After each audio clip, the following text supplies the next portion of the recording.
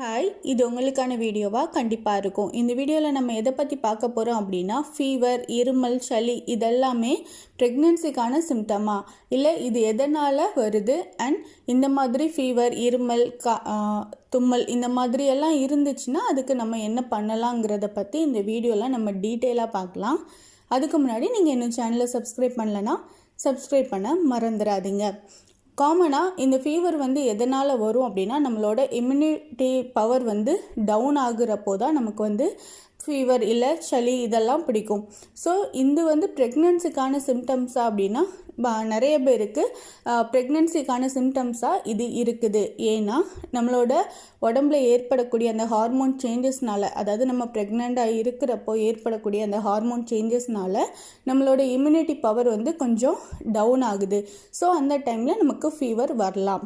So அதை நம்ம pregnancy சிம்டமாக consider பண்ணிக்கலாம். இது எப்போ இருக்கும் அப்படின்னா, உங்களோட பீரியட் மிஸ் ஆகுற டைமில் தான் உங்களுக்கு இந்த ஃபீவர் இல்லை சளி பிடிக்கிறது இல்லை இருமல் இதெல்லாமே இருக்கும்.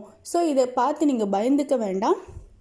மோஸ்ட்லி இது அவங்களுக்கு ப்ரெக்னென்ட் ஆகியிருந்திருக்கீங்க அப்படின்னா கண்டிப்பாக இம்யூனிட்டி சிஸ்டம் டவுன் ஆகுறதுனால கண்டிப்பாக உங்களுக்கு ஃபீவர் வரலாம். ஃபீவர் வந்துச்சுன்னா நீங்கள் வீட்டில் இருக்கக்கூடிய டேப்லெட் எடுத்து சாப்பிட்றாதீங்க. எப்போவும் நம்ம நார்மலாக ஒரு டேப்லெட் போட்டால் சரி ஆயிரும் அந்த மாதிரி இருக்கும் இல்லையா, அந்த மாதிரி பண்ணாமல் நீங்கள் டைரெக்டாக ஹாஸ்பிட்டல் போயிருங்க. ஸோ ஹாஸ்பிட்டல் போகிறது ரொம்பவே பெட்டர். ஏன்னா நம்ம வீட்டில் இருந்து மெடிசின் எடுக்கிறப்போ நம்ம எவ்வளோ டோஸ்க்கு எடுக்கிறோம் இல்லை எத்தனை டைம் எடுக்கிறோம் இது எல்லாமே நமக்கு தெரியாது. ஸோ நம்ம டாக்டரை போய் பார்த்து அவங்க கொடுக்குற மெடிசின் எடுத்துக்கிறது ரொம்பவே பெஸ்ட்டாக இருக்கும். இந்த இம்யூனிட்டி சிஸ்டம் டவுன் ஆகுறதுனால தான் நமக்கு ஃபீவர் வருது.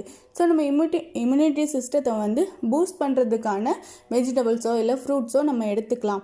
அதே மாதிரி உங்களுக்கு அடிக்கடி இருமல் வர மாதிரி இருக்குது, எனக்கு பயமாக இருக்குது, இருமுனா ஒருவேளை பாப்பாவுக்கு ஏதாவது ஆயிருமோ அப்படின்னு, நீங்கள் அதெல்லாம் பயப்படவே வேண்டாம். நம்ம இருமுறதாலேயோ இல்லை தும்முறதுனாலேயோ ஒன்ஸ் நமக்கு பேபி ஃபார்ம் ஆயிடுச்சு அப்படின்னா அவ்வளோ சீக்கிரத்தில் அவங்க எதுவும் அஃபெக்ட் ஆக மாட்டாங்க. இருந்தாலும் நம்ம ஒரு ப்ரிவென்ஷனுக்காக, அதாவது எதுவுமே வரதுக்கு முன்னாடி நம்ம காக்கணும் இல்லையா, ஸோ அதுக்காக நம்ம டாக்டரை போய் செக் பண்ணி அவங்க கொடுக்கக்கூடிய டேப்லெட்ஸோ இல்லை அவங்க கொடுக்கக்கூடிய சஜஷனையோ கேட்டு நம்ம அதுக்கப்புறம் அதுபடி ஃபாலோ பண்ணி நடக்கிறது ரொம்பவே பெஸ்ட்டாக இருக்கும்.